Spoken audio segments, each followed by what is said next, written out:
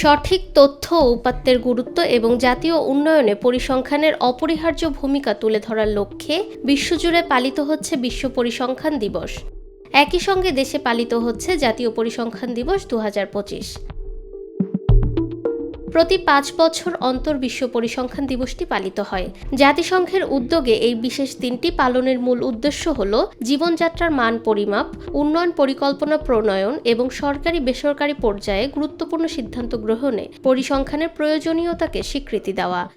এবছরের প্রতিপাদ্য driving change with quality statistics and data for everyone, যা বর্তমান প্রেক্ষাপটে অত্যন্ত সময়োপযোগী ও তাৎপর্যপূর্ণ।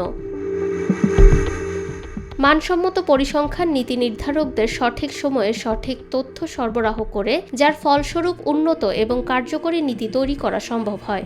যেমন একটি দেশের শিক্ষা বা স্বাস্থ্য খাতের বাজেট কেমন হওয়া উচিত, কোন অঞ্চলে সবচেয়ে বেশি বিনিয়োগ প্রয়োজন, অথবা সামাজিক নিরাপত্তা কর্মসূচি কাদের জন্য কার্যকর। এই গুরুত্বপূর্ণ সিদ্ধান্তগুলো নির্ভর করে পরিসংখ্যানের উপর।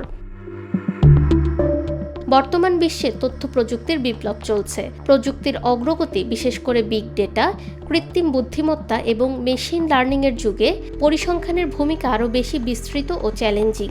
পরিসংখ্যানবিদদের এখন শুধুমাত্র তথ্য সংগ্রহ ও বিশ্লেষণই নয়, বরং বৃহৎ ডেটাসেট থেকে প্রাসঙ্গিক ও নির্ভরযোগ্য তথ্য বের করে সেগুলোকে আবার সহজে বোধগম্য উপায়ে উপস্থাপন করার দায়িত্বও নিতে হচ্ছে।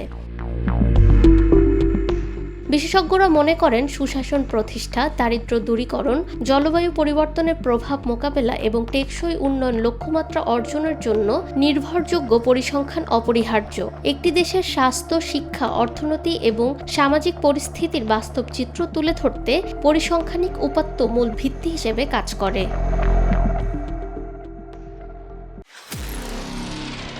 নিরপেক্ষ, সত্য প্রকাশে আপোষহীন।